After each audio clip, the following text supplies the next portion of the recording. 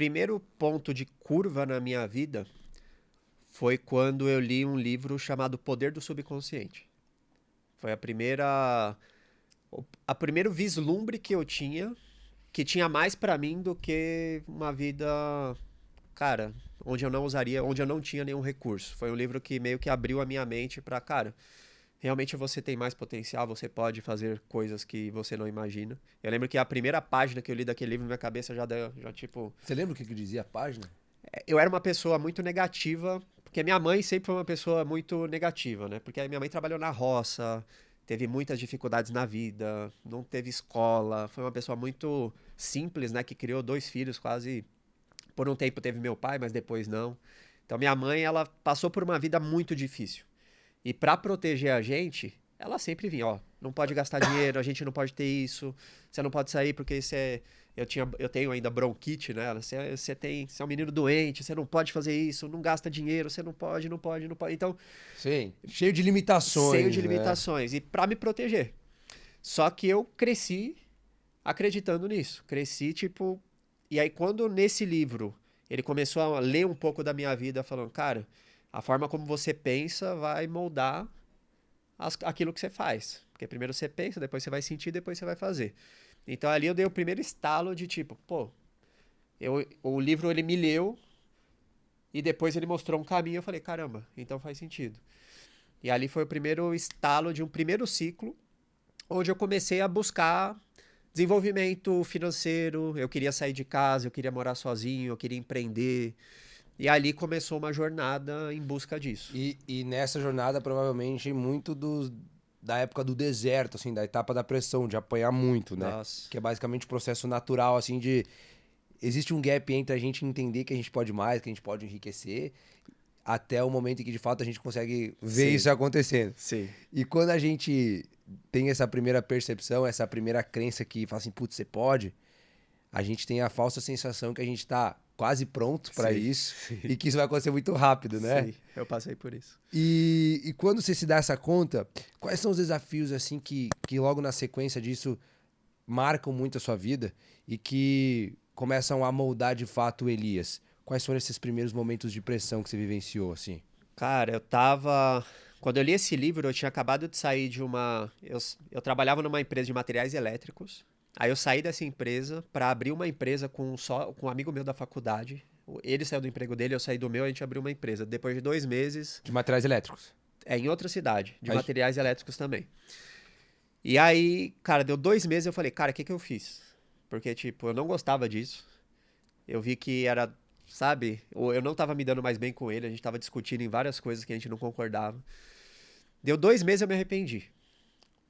E eu tinha feito uma dívida no meu nome pra abrir essa empresa. E eu falei pra ele, falei, cara, vamos fazer o seguinte, nesse meio tempo eu descobri o marketing digital no final de 2010. nossa, muito tempo então. Muito tempo, não tinha nada, não tinha curso, não tinha mentoria, não tinha nada. Mas quando você fala marketing digital, você descobriu o YouTube, o Google praticamente. Não, era um e-book que eu li de um cara chamado Rogério Job, que ele falava as 3 melhores maneiras de ganhar dinheiro na internet. Eu tava fazendo uma pesquisa no Google de Caraca. fornecedor de lâmpada. Eu pesquisei porque a gente não tinha margem de lucro. Aí eu falei, cara, eu preciso achar um fornecedor de lâmpada mais barato aqui. Aí eu fui no Google, fornecedor de lâmpada. E aí apareceu um site de dropshipping em 2010.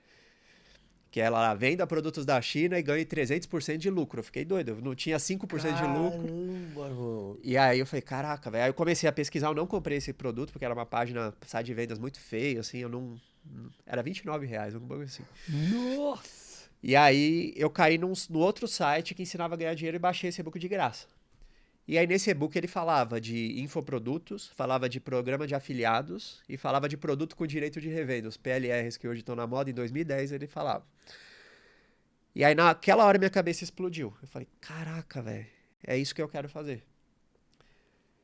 E Tá. aí eu falei pra esse meu amigo, eu falei, mano, vamos fazer o seguinte, fica com as coisas aí, você toca a empresa, eu saio, a gente divide o dinheiro que tá em caixa, você toca a operação e fica com o que tá no estoque, eu toco a minha vida, você toca a sua. E aí eu saí da empresa. E com Ent- a dívida. Com a dívida no meu nome. No meu nome. E até teve uns problemas com o sócio, dessa questão da divisão, mas enfim. E aí, nesse tempo que Cara, eu tava numa pressão absurda em casa, com minha mãe falando no meu ouvido, tipo, o que que você fez? Eu falei pra você não fazer isso, não sei o que, tal, tal, Sim. tal. Vai procurar um emprego em tal lugar. E eu com uma dívida lá de 40 mil reais. E o máximo que eu tinha ganho na minha vida nessa época era 800 reais por mês. 40 mil reais. É, Ô, e olha só, olha como é muito padrão, assim, é muito cultural mesmo, né? Porque quando você definiu ali, descreveu a sua mãe, é muito parecido também com a minha família, assim, de modo sim. geral, né? A diferença é que quem trabalhou na roça foram meus avós e não os meus pais. Aham. Mas meus pais tiveram esses desafios financeiros também, falavam as mesmas coisas, você não pode N Sim. coisas.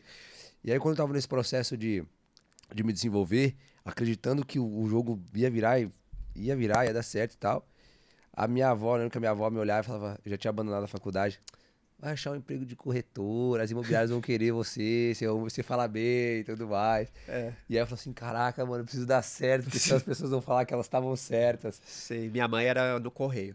Ela vai procurar emprego no correio ali, os caras estão pegando, e nada contra, mas tipo, ela ficava. E o que que eu pensava quando ela falava isso? Eu falava, cara, se eu arrumar um emprego, eu nunca vou pagar essa dívida. Porque o máximo que eu tinha ganho era 800 reais. Era uma parcela de anos pra pagar. E, Aí eu falei, mano, eu vou viver pra pagar esse boleto e 5 anos pra pagar e não vou ter, então o sabe? ponto positivo é que teve a dívida, né? A dívida serviu pra não te deixar arrumar um emprego tradicional, porque senão talvez você... Foi um fator.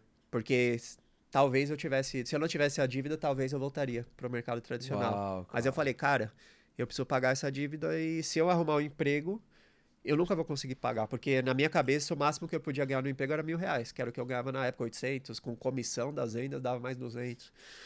Caramba. E aí você pensava de fazer, não, tem chance de eu voltar pro emprego, cara. Não, eu fechei essa porta. E aí? O que que eu fiz?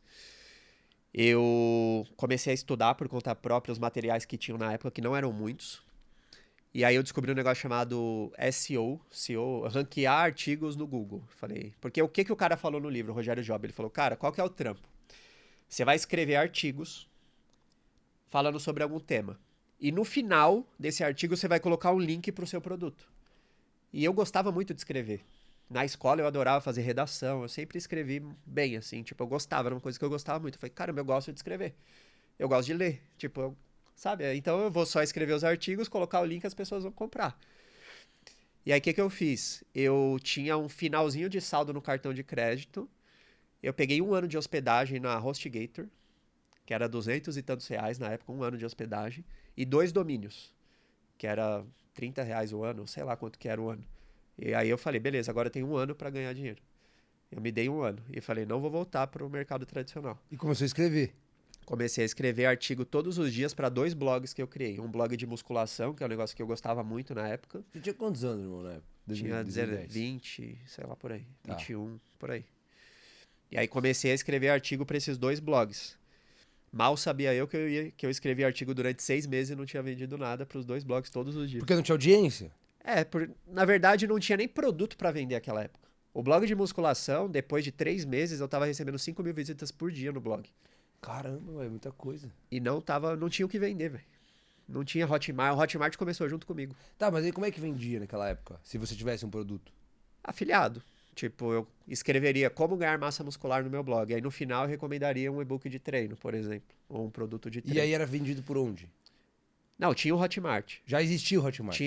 O pessoal usava muito PagSeguro. Ah, tá. Tipo PayPal, talvez. Tá, PayPal. entendi. Mas como eu não tinha produto, Não tinha que vender. tinha 2 plataformas. Uma chamava e-book mundial e outra chamava Hotmart. E era e-book que vendia. E-book. O O principal Hotmart, o problema do Hotmart é que o Hotmart estava começando.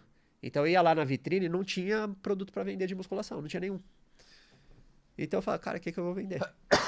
Aí eu botava uns bannerzinhos de AdSense lá e comecei a ganhar, tipo, 50 centavos de dólar, $1. Aí foi indo, tipo, $2 por dia. E, Até que depois de 6 meses eu fiz a primeira venda na internet.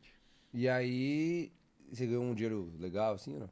Nessa primeira venda? É. $23. Tá, mas já era um dinheiro muito acima do Não, que... a primeira venda foi a Isso em mais 2010, importante de todas. 2011, 2010, 2011. Porque eu tava na neura de achar que era mentira já. Porque eu acreditava muito que era verdade. Mas eu falei, mano, eu Tá. não tô vendendo, eu tô trabalhando pra caramba aqui. E não tô nesses vendendo. 6 meses a dívida acumulando. O que que eu. As pessoas começavam a me ligar me cobrando, porque eu comecei a atrasar. E minha mãe era a melhor empresa de cobrança do mundo. Porque toda vez ligava, ela atendia, ela, meu filho tá devendo. Ela vinha, como é que você tá devendo? Não sei o quê. Aí, cara, e eu trabalhava em casa com a internet que meu irmão pagava. Eu não tinha, cara, eu não saí de casa. Eu fiquei 2 anos sem sair de casa nessa época. Tipo, E ela também não falava assim, vai arrumar um emprego? Tipo. falava, ela, por que você tá brincando na frente do computador? Não sei o quê, tal. Ela era a melhor empresa de cobrança. Aí o que eu fiz? Eu falei, cara, eu vou ter que encarar essa situação de frente. Eu não tenho dinheiro para pagar. Eu comecei a atender as empresas, porque eu tava devendo em 2 ou 3 cartões de crédito, que eu estourei todos no que tinha de internet e tal, e a dívida com o banco. Eles começaram a ligar, no começo eu tava fugindo, né? Tipo, não vou atender, não vou atender. Eu comecei a atender, falei, ó, eu te devo, eu quero te pagar, mas eu quebrei o negócio, e tô trabalhando em outro negócio, tô começando um projeto novo, mas se você me ligar em 6 meses, eu não vou ter como te pagar.